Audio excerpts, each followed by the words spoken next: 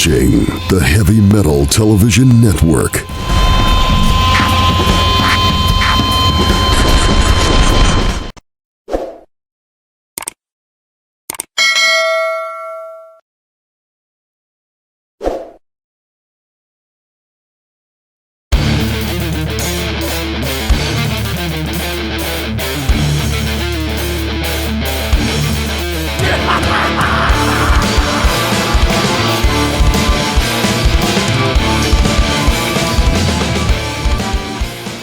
Mentioned Venerate Me. Let's talk about that one for a minute.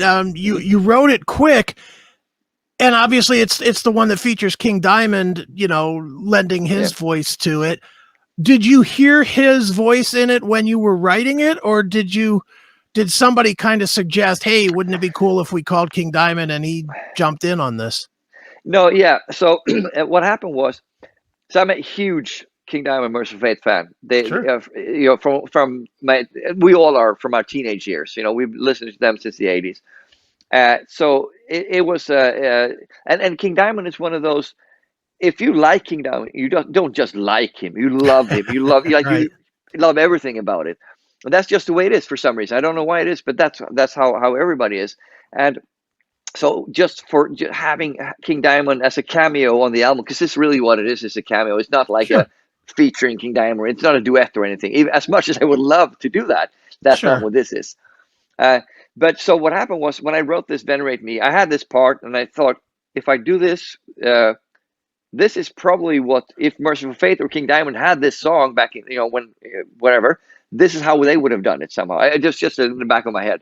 Sure. Then flash forward to album recording. I sat in the chair, and I said, more than half joking, wouldn't it be cool if King Diamond sang this part instead of Joachim or the whatever. Mm-hmm. Not thinking this is never going to happen. Of course not.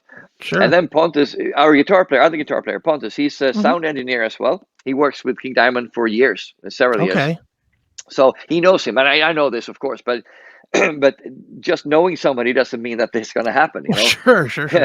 So, but he said, when I said, wouldn't it be cool if, he said, I'm sure if I ask him, he's going to say yes. And I was like, are you fucking kidding me? Is there actually a chance, you think? Because then it started turning to, is this actually maybe the possibility of happening? And then he called him later that night, and King said, yes, of course, right away, sent over the stuff. And then we had months to work on this, like to get this ready. And you know how it is when you have a deadline that's months in the future, you don't deal with it until it's closer to it, right? Right. So once we were in the mix, that's when things started to pick up again. Like if we're going to do this, it has to happen now, because soon it's going to be too late. And he sent over his files. So we talked to him. I talked to him a lot on the phone, explaining what I, the part. Well, actually, I didn't have to explain anything, because I sent the part, like, this is what I hear, when I listen, can you sing this and whatever, do whatever you want, but this is what I hear. And he said, he tried to explain to me how he wanted it to sound, and how he wanted his voice to sound in the mix and everything. So we talked a lot about that. Because, and I understood this right away, because King Diamond's voice, it is his trademark. That's his trademark. Everybody recognizes that. So he was very particular in the terms of how he wanted it to come across. He didn't want to just do it and then send off the files and do whatever the hell you want with it. That is not the King Diamond style at all. And I 100% appreciate that. I totally respect that. So we tried to include him as much as we could, and we wanted him to be happy with the bottom line. Like, that's what we wanted him to be happy with the end result, because otherwise he might not want to do it.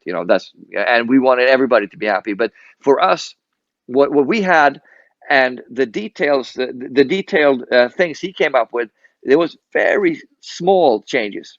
For us, it didn't mean much at all. It was like more vocals here, less whatever, balance basically, and the sort of effects that were used on the vocals. So we were happy with just anything, but he was really meticulous about getting his voice just right.